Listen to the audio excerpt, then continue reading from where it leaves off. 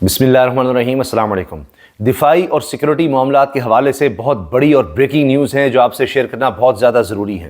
पहली चीज़, जनरल फैज़ हमीद के ख़िलाफ़ इंक्वायरी कमेटी बना दी गई है। ये बहुत बड़ी खबर है क्योंकि ऐसा पहली दफ़ा हो रहा है कि जनरल फैज़ हमीद के ख़िलाफ़ फ़ौज के अंदर से अब ये कमेटी बनाई गई है। फ़ौज में ख़ुद एहतसाबी के अमल के तहत कहा जा रहा है कि कमेटी बनाई गई है जिसकी सरबराही एक सर्विंग मेजर जनरल करेंगे और दीगर इसमें बताया जा रहा है कि आला अस्करी हुकाम या फ़ौजी अफसरान इसमें शामिल होंगे। और जनरल रिटायर्ड फैज़ हमीद जो DGISI रहे हैं और बहुत इनका नाम था, अब उनके ख़िलाफ़ ये जो इंक्वायरी कमेटी है ये इंक्वायरी करेगी। एक तो हाउसिंग सोसाइटी का मामला बताया जा रहा है, इसके अलावा जो फैज़ाबाद धरना है उस पर जो रिपोर्ट सामने आई है, जो कि अब हुकूमत उस तरह से सामने ला रही है, पब्लिक नहीं कर रही, लेकिन उसकी चीज़ें सामने आई हैं, उसमें फैज़ हमीद साहब को क्लीन चिट मिल गई। लेकिन इस पर भी आगे अगर कोई शिकायत या दीगर मामला होते हैं उस पर भी देखा जाएगा। लेकिन ये साथ वैसे बात बताई जा रही है, लेकिन असल चीज़ जो है वो हाउसिंग सोसाइटी का मामला बताया जा रहा है कि एक हाउसिंग सोसाइटी है और उसके जो मालिक हैं मुबैना तौर पर वो इल्ज़ामात लगाते हैं फैज़ हमीद पर। वो इसको अदालत में भी लेकर गए, वो मामला अदालत में भी चल रहा है, लेकिन अब इस पर बाकायदा फ़ौज की तरफ से एक्शन लिया गया है। बहुत बड़ा ये एक्शन है जिसमें जनरल फैज़ हमीद के ख़िलाफ़ अब ये एक इंक्वायरी कमेटी बनाई गई है। और इस इंक्वायरी कमेटी में अब देखा जाएगा कि जो कुछ जनरल फैज़ हमीद के ख़िलाफ़ इल्ज़ामात लगाए गए हैं वो कितने दुरुस्त हैं, उनमें कितना वज़न है, और फिर आगे देखते हैं कि इसके बाद फिर फ़ौज की तरफ से क्या किया जाता है। अभी ये इंक्वायरी कमेटी है। अभी आपने एक खबर सुनी थी कि हाल ही में क़ब्ल अज़ वक्त रिटायरमेंट ली लेफ्टिनेंट जनरल ने अहमद बिलाल ने, जो कि कोर कमांडर मंगला थे, बड़ी अहम उनके पास पोस्ट थी, उन्होंने क़ब्ल अज़ वक्त रिटायरमेंट ले ली, यानी एक तरह से इस्तीफ़ा दे दिया। उसके हवाले से शाहिद असलम साहब बहुत ज़बरदस्त रिपोर्टर हैं और ये इतने निडर और बहादुर रिपोर्टर हैं कि इनको फिर इंक्वायरियाँ भुगतनी पड़ती हैं। कभी FIA में जनाब इनके ख़िलाफ़ केसेस आ जाते हैं, तो बड़े इंटरनेशनल लेवल के इदारों के साथ भी ये काम कर चुके हैं। तो शाहिद असलम साहब ने भी खबर दी है, बड़ी दिलचस्प है, अहमद बिलाल के बारे में कि उनको क्यों इस्तीफ़ा देना पड़ा, और 3 हवालों से बताते हैं। एक तो ये कि आर्मी चीफ समेत जो लीडरशिप है फ़ौज की उस पर ये तनकीद करते थे। कोर कमांडर्स के इजलास में भी बात होती थी, लेकिन ये उम्रे पर गए अभी कुछ ही अर्सा पहले फैमिली के साथ, और वहाँ इन्होंने जाकर अपने एक जानने वाले से बात की जो कि चीज़ें रिकॉर्ड हो गई। अब पता नहीं वो जो शख्स मिलने आया उसके ज़रिए हुई या जहाँ पर ये ठहरे थे वो बग्ड था, जो भी था। और शाहिद असलम साहब के बकौल जब ये वापस आए हैं तो इनके सामने चीज़ें रखी गई, रिकॉर्डिंग चला दी गई, भाई आप ये क्या करते रहे हैं, ये क्या बातें आप कर रहे थे आर्मी चीफ समेत, आप लीडरशिप के बारे में कि जी अब लोग खिलाफ हो रहे हैं, इस तरह नहीं करना चाहिए, डिसीजन नहीं लेना चाहिए, वन मैन शो नहीं होना चाहिए, इस तरह की बातें जो भी थी, तो ये बातें करते थे। अब ये डिटेल जब सामने आई, 2 ही रास्ते थे इनके पास कि जी या तो फिर कोर्ट मार्शल की तैयार हो जाएं या आप इस्तीफ़ा दे दें, क़ब्ल अज़ वक्त रिटायरमेंट ले लें।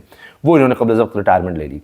एक चीज़ ये, और दूसरा ये बता रहे हैं शाहिद असलम साहब के कोर कमांडर हाउस के हवाले से मंगला का कि जी इन पर ये भी इल्ज़ाम लगा, ये बातें हुई कि जी को 25 करोड़ रुपया लग गया है, खुर्द बुर्द का इनको मुबैना तौर पर इल्ज़ाम और इस तरह से। लेकिन ये जवाब देते थे कि जी उसमें तो टोटल 5 करोड़ लगा है इसके लगभग, और उधर मैंने तो रहना नहीं है, तो रिटायरमेंट के बाद जो भी वहाँ पर कोर कमांडर मंगला लगेगा उसी ने रहना है। तो ये इनकी तरफ से जवाब था। बहरहाल वो एक अलग मामला है।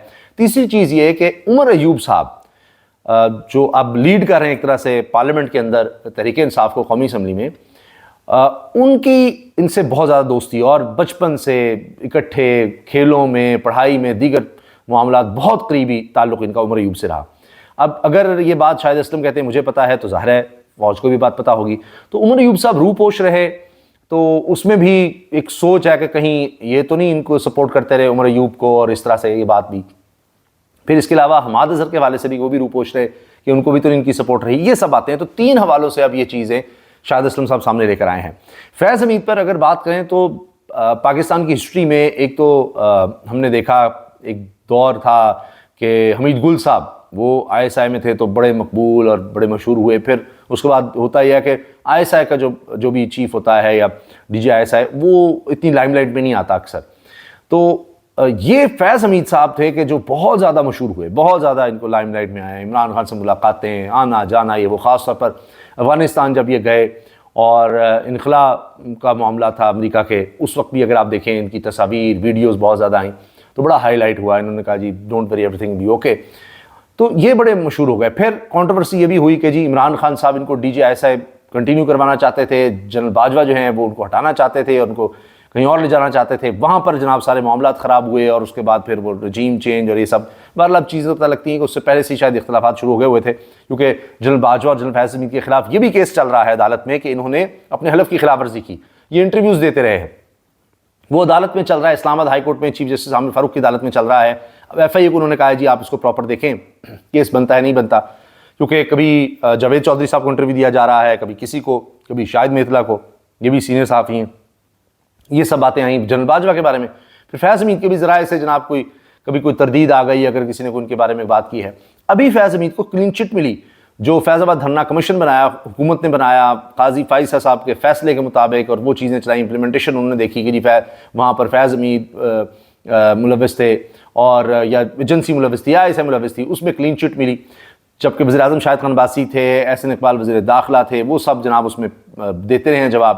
خواجہ آصف صاحب اپنا بیان دیتے ہیں جی میں گیا تو مجھ سے کوئی اس طرح کی پوچھ گچھ نہیں ہوئی، سارا کچھ نہیں ہوا. تو حکومت کی بڑی سبکی ہے اس میں، کیونکہ اس میں براہ راست اس کمیشن کے ذریعے ذمہ داری کسی ایجنسی یا فیض حمید پر نہیں ڈالی گئی، بلکہ اس وقت کی حکومت پنجاب، وزیر اعلیٰ پنجاب شہباز شریف جو اب وزیر اعظم بنے بیٹھے ہیں، ان پر ڈالی گئی کہ انہوں نے کیوں آگے آنے دیا، انہوں نے کوئی ایکشن نہیں لیا، ان کے بالکل کوتاہی ہے، مس کنڈکٹ ہے، نااہلی ہے. اور انہوں نے کہا جی ووٹ بینک نہ متاثر ہو جائے، اور ان کو کہا گیا کہ پتہ نہیں کیا ہو جائے گا یہ وہ. تو وہاں سے نااہلی کہتے ہیں، کوارڈینیشن نہیں تھی، پولیس کا صحیح استعمال نہیں کیا، یہ سب باتیں. تو وہاں فیض حمید کو کلین چٹ ملی ہے. لیکن یہاں فیض حمید صاحب مشکل میں نظر آ رہے ہیں. ان کے بھائی پر پہلے ہی کرپشن کے مقدمے چل رہے ہیں اور ان کی گرفتاری بھی ہوئی، کبھی رہائی کی خبر، کبھی گرفتاری کی پھر خبر، اس طرح کے معاملات ان کے ساتھ بھی چلتے رہے ہیں. اب جنرل فیض حمید کے بارے میں آ گیا. اب یہ ایسے حالات اس وقت پیدا ہو چکے ہیں، یعنی فیض حمید صاحب کا معاملہ اب اس طرح انکوائری بننا اور پتہ نہیں اب آگے کیا کیا ہوگا، کس حد تک جایا جاتا ہے ان کے خلاف، اور کیا ان کو کلین چٹ یہاں بھی مل جاتی ہے، یہ بھی دیکھنا ہوگا. اب یہ الزامات تو بڑے عرصے سے ان کے اوپر لگ رہے تھے، شاید 2017 سے کوئی اس طرح کا معاملہ کہ کوئی ہاؤسنگ سوسائٹی کا اور اس طرح کی چیزیں تھیں. لیکن اب آ کر ان کے خلاف اس طرح کا ایکشن ہونا، اس سے پہلے میاں نواز شریف صاحب جنرل باجوہ پر، فیض حمید پر نام لے کر بہت دفعہ تنقید کرتے رہے ہیں.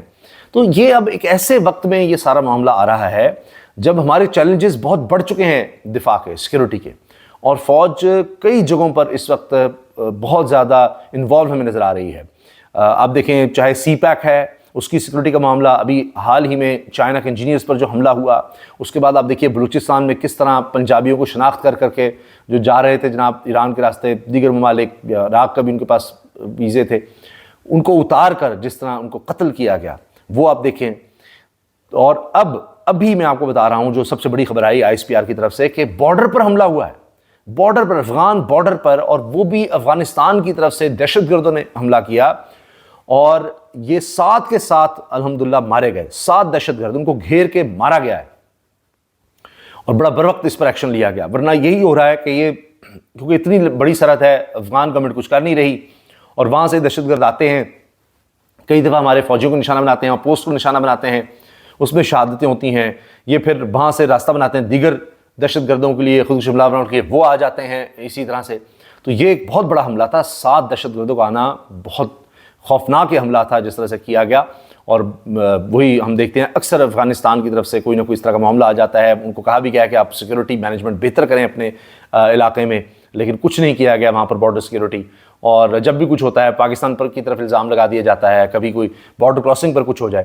تو یہ تو اب اللہ کا شکر ہے کہ بڑے زبردست طریقے سے رسپونڈ کیا گیا اور 7 دہشت گردوں کو مار دیا گیا ہے. لیکن ساتھ یہ بھی انٹرنل چیلنجز ہیں جن میں خود احتسابی کا عمل ہمیں نظر آتا ہے کہ جی فوج کے اندر ہے. پہلے بھی ہم نے دیکھا بڑے بڑے افسران کا بھی کورٹ مارشل ماضی میں بھی ہوتے رہے. تو اب اس وقت جنرل فیض حمید کا معاملہ، اور یہ بھی ابھی چند دن پہلے ہی جنرل لیفٹیننٹ جنرل ایمن بلال کا معاملہ آیا، ان کی قبل از وقت ریٹائرمنٹ کا آیا، جس کی فوری طور پر منظوری دے دی گئی سرکولیشن کے ذریعے کابینہ کی طرف سے بھی. تو یہ سارے معاملات ان چند دنوں میں آگے آنا یہ ایک بڑا حیران کن ہے، اور ایسے لگتا ہے کہ انپریسیڈنٹڈ ہے. کم ہی ایسا دیکھا گیا کہ ایک ہی وقت میں یہ معاملہ آیا، پھر ساتھ ہی فیض حمید صاحب والا معاملہ بھی آگے چل رہا ہے. پہلے ہی اسلام آباد ہائی کورٹ میں نے عرض کیا کہ کیسز چل رہے ہیں. باجوہ صاحب کے انٹرویوز جو ہیں وہ جو انہوں نے دیے آپ کے سامنے ہی ہیں کہ کبھی انہوں نے کہا کہ جی عمران خان رہتا تو یا ان کی حکومت رہتی تو ملک کے لیے مسائل ہوتے. پھر انہوں نے کہا، انہوں نے تردید بھی کروا دی اس کی. کبھی جاوید چودھری صاحب کو یہ کہا کہ جی یہ جو وزیر اعلیٰ بنایا تھا عثمان بزدار یہ غلط تھا. تو وہ پالیٹکس کی باتیں بھی کرتے رہے اور سب کچھ کرتے رہے. تو اب پتہ نہیں جنرل باجوہ صاحب ابھی تک تو ہمیں سیف نظر آ رہے ہیں، اگرچہ میاں نواز شریف صاحب نے بھی اب ان کے نام لینے چھوڑ دیا ہے، نون لیگ بھی ان کا نام لینا چھوڑ دیا ہے، حتیٰ کہ فیض حمید کا بھی نام لینا چھوڑ دیا تھا. لیکن اب فیض حمید صاحب کا تو آپ دیکھ سکتے ہیں کہ ان کے خلاف تو انکوائری کمیٹی بنا دی گئی ہے، اور اب دیکھتے ہیں کہ کتنے عرصے میں یہ اس معاملے کو سمیٹتی ہے اور اس کی فائنڈنگ کیا آتی ہیں. اور اس انکوائری کمیٹی کے حوالے سے کہا جا رہا ہے جی کہ سربراہی پاک فوج کے ایک میجر جنرل کریں گے اور اس میں دیگر اعلیٰ افسران بھی شامل ہوں گے. اب یہ خبر بڑی اہم ہے اور بڑی حیران کن بھی ہے، بریکنگ نیوز بھی ہے. دیکھتے ہیں کہ اس میں آگے اب کیا کیا ہوتا ہے، کیونکہ اسلام آباد ہائی کورٹ اپنی جگہ ان کے معاملات اور طرح سے چلتے ہیں، لیکن فوج کے اندر جو انٹرنل اس طرح سے انکوائری ہو رہی ہوتی ہے اس کے معاملات بالکل اور طرح، ان کی سپیڈ بالکل اور ہوتی ہے. اللہ حافظ.